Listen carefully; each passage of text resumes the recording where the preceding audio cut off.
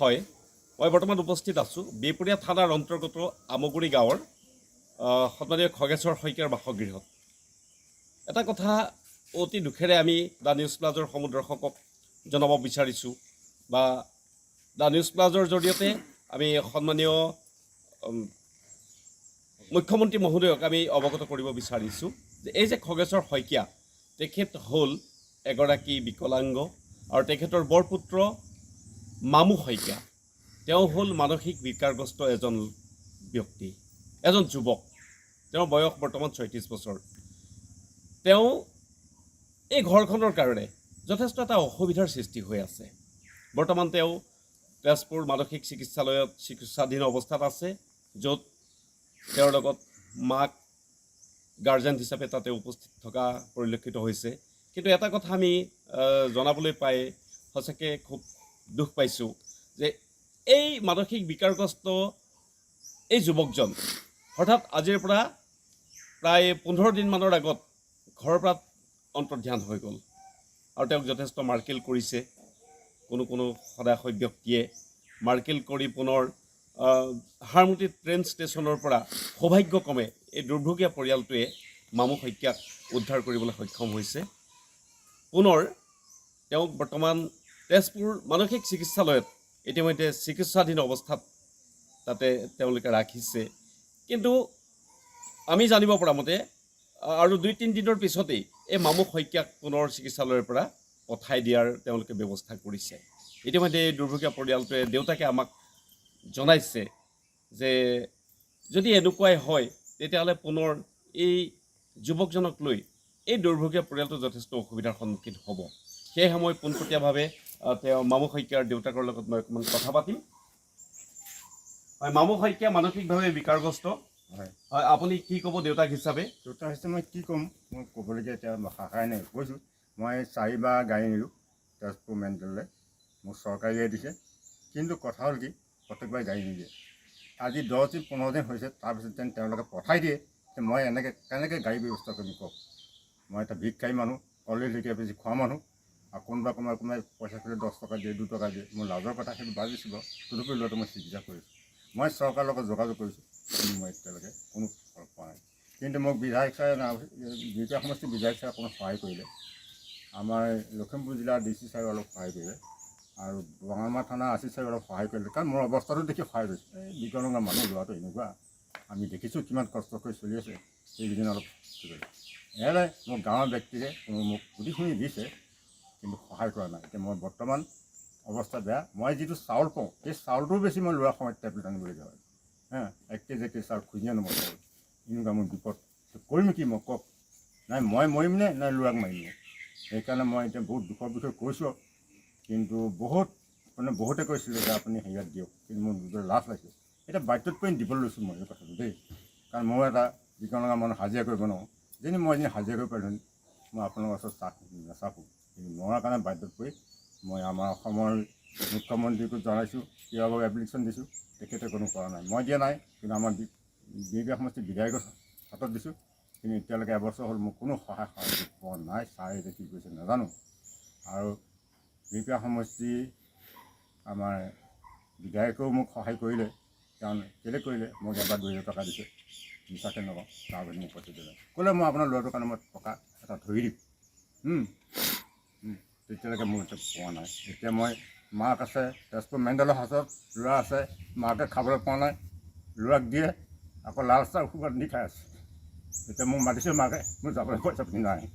সেইকাৰণে আৰু মই ডাক্তৰসকলৰ চাৰসকলো জনাইছোঁ যাতে কিছুদিন ল'ৰাটো ৰাখক, যে মোৰ ঘৰখন নকৰক দেই। সেইটো মই সকলোকে মই হেৰি কৰিছোঁ, কৈছোঁ উদ্ধাৰ কৰক। কাৰণ ল'ৰাটো অলপ দিন ৰাখক, নহ'লে ঘৰ চব জ্বলাই দিব। মই কি কৰিম? মই ৰাখিব নোৱাৰোঁ।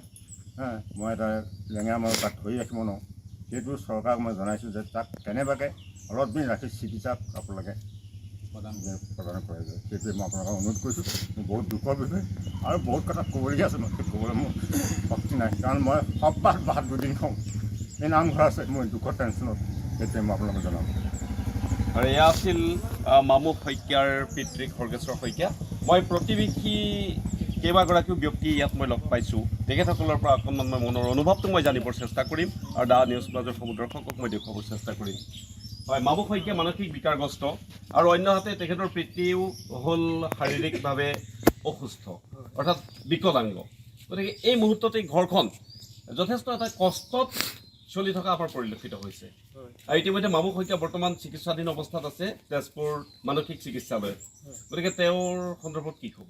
আমিতো দেখি আহিছোঁ বাৰু, এই ল'ৰাটো লৈ পেলাই মানসিক বিকাৰগ্ৰস্ত এটা ল'ৰা, আৰু পৰিয়ালটো হ'ল দেউতাক হ'ল অতি দৰিদ্ৰ, খুজি মাগি যেনে তেনে খায়। তাৰ ভিতৰতে সেই মানসিক বিকাৰগ্ৰস্ত যিটো মামু শইকীয়া, তেওঁ মানে বিকাৰগ্ৰস্ততাৰ কাৰণে ঘৰতো যথেষ্ট অশান্তি কৰে, ঘৰ দুৱাৰ ভাঙে, কাপোৰ কানি জ্বলাই দিয়ে, বৈ বস্তু হানি কৰে। এনেই তেওঁ দুখীয়া, তাৰোপৰিও আকৌ সেইখিনি নষ্ট কৰি থাকে। তাৰ বাদেও তেওঁ কেতিয়াবা কোনেও নজনাকৈ ওলাই যায়। ৰিচেণ্ট তেওঁ ওলাই গৈছিলে অলপ দিন, কোনোবাই চোৰ বুলি নে কি বুলি যথেষ্ট মাৰপিটো কৰিলে। যেনে তেনে তেওঁলোকে সেই মানে ট্ৰেইন ষ্টেচনৰ পৰা পিছত মিডিয়াৰ জৰিয়তে খা খবৰ কৰি পেলাই উদ্ধাৰ কৰি আনিছে সেইখিনি কথা। গতিকে আমি ইতিমধ্যে জানিছোঁ যে অসমৰ মাননীয় মুখ্যমন্ত্ৰী মহোদয়ে দুখীয়া দৰিদ্ৰ পৰিয়ালবিলাকৰ যিখিনি ৰোগী সেইখিনিক যথেষ্ট সহায় সহযোগ আগবঢ়াইছে। গতিকে এই পৰিয়ালটোৰ এই ৰোগীজনক অকণমান চৰকাৰৰ তৰফৰ পৰা কিছু সহায় সহযোগ আগবঢ়ি এটা ভাল চিকিৎসা কৰি পেলাই এই ল'ৰাটো সুস্থ কৰি এই পৰিয়ালটোৰ যাতে উপকৃত কৰে সেইবুলিয়ে আমি চৰকাৰৰ ওচৰতো এই বিনম্ৰ অনুৰোধ জনাইছোঁ। হয়, সেয়া আছিল প্ৰতিবেশীৰ ভাষ্য। মই অন্য এগৰাকী ব্যক্তিৰ ওচৰ চাপিম আৰু তেখেতৰ অকণমান মই মনৰ অনুভৱটো মই জানিবৰ চেষ্টা কৰিম। বিশেষকৈ মামু শইকীয়া, তোমালোকেতো ভালদৰে তেওঁক জানা, গতিকে তেওঁৰ চিকিৎসাৰ সন্দৰ্ভত চৰকাৰক কি জনাবা? প্ৰথম কথাটো হৈ গ'ল কি, প্ৰতিবেশী হিচাপে আমি আজিলৈকে যিমানখিনি দেখি আছোঁ তাক সৰুৰ পৰা পাই আছোঁ। প্ৰত্যেকটো ক্ষেত্ৰতে প্ৰথম অৱস্থাত যথেষ্টখিনি উন্নত আছিলে। ইমানো উন্নত নহয়, কিন্তু এতিয়াৰ অৱস্থাত চাই যথেষ্ট উন্নত আছিলে। কিন্তু বৰ্তমান বেছি বেয়ালৈ গৈছে। তেওঁ কেইবাবাৰো ঘৰ জ্বলাই দিছে, কেইবাবাৰো তেখেতৰ দেউতাকলৈ হাত দাঙিছে, মাকলৈ হাত দাঙিছে, দুবাৰ তিনিবাৰ পলাই গৈছে, গাঁৱৰ দুজনমান ল'ৰাৰ সৈতে ফোনাফোনি কৰি থোৱা বিচাৰি নহৈছে। কিন্তু কথাটো হৈ গ'ল কি, চৰকাৰে এই বিষয়ে কোনো ব্যৱস্থা নোলোৱাত অলপমান আমি দেখি আছোঁ। যিহেতু এটা পৰিয়াল আমি দেখি থকাৰ কাৰণে আমি নিশ্চয় বুজি পাইছোঁ তেওঁলোকৰ অৱস্থাটো কেনেকুৱা হৈছে। যদি পাৰে চৰকাৰীভাৱে চৰকাৰে যদি কিবা অনুদান আছে আগবঢ়ায়, তেখেতসকলৰ পৰিয়ালটোক উদ্ধাৰ কৰি দিলে আমি অশেষ কৃতাৰ্থ হ'ম। ধন্যবাদ। আমি আৰু এগৰাকী ব্যক্তিৰ অকণমান তেখেতৰ অভিব্যক্তিটো মই জানিবৰ চেষ্টা কৰিম। চৰকাৰক এই সন্দৰ্ভত আপুনি কি ক'ব, মামু শইকীয়াৰ সন্দৰ্ভত? আমি চৰকাৰক জনাওঁ যে তেখেতৰ এই দুখীয়া পৰিয়ালটোৰ এনেকুৱা বিপদত চৰকাৰে ৰক্ষা কৰিব বুলি আমি আশা কৰিছোঁ।